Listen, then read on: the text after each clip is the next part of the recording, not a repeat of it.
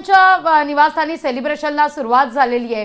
मी PCR टीमला विनंती करेन, ही दृश्य आपण पाहतोय या क्षणी भाजपचे अनेक कार्यकर्ते नेते फडणवीसांच्या सागर बंगल्यावर दाखल झालेले आहेत। अगदी फडणवीसांच्या निवासस्थानाबाहेर जोरदार ढोल ताशांचा गजर होतोय। फडणवीसांचं या विजयाचं सेलिब्रेशन केलं जात आहे। म्हणजे सागर बंगल्यावर अनेक भाजपचे नेते तर दाखल होतातच आहेत, आपण त्याची दृश्य तर पाहतोच आहोत, पण फडणवीसांच्या नागपूर मधल्या निवासस्थानाबाहेर सुद्धा मोठा जल्लोष सध्या केला जातोय। ढोल ताशा पथक तिथे आहे, फटाक्यांची आतषबाजी सुरू आहे, गुलाल उधळला जातोय, मिठाई भरवली जाते, कार्यकर्ते नाचतायत आनंदाने आणि इथे सागर बंगल्यावर नेत्यांच्या भेटीगाठींचं सत्र सुरू असल्याचं आपण पाहतो। फडणवीसांच्या अभिनंदनासाठी अनेक जण सध्या सागर बंगल्यावर दाखल होत आहेत। या विजयामध्ये अजिंक्य, जितकी फडणवीसांची भूमिका महत्त्वाची होती तितकीच केंद्रीय मंत्री, केंद्रीय पदाधिकारी भाजपचे होते, त्यांची देखील भूमिका महत्त्वाची मानली जाते। कारण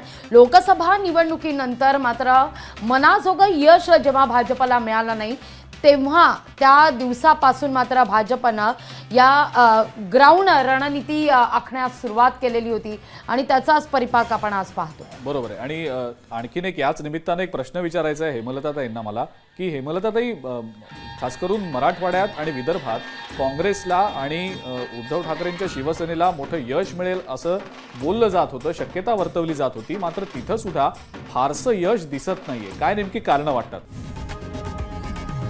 लोकशाही मराठी ऐका, पहा, जागरूक रहा।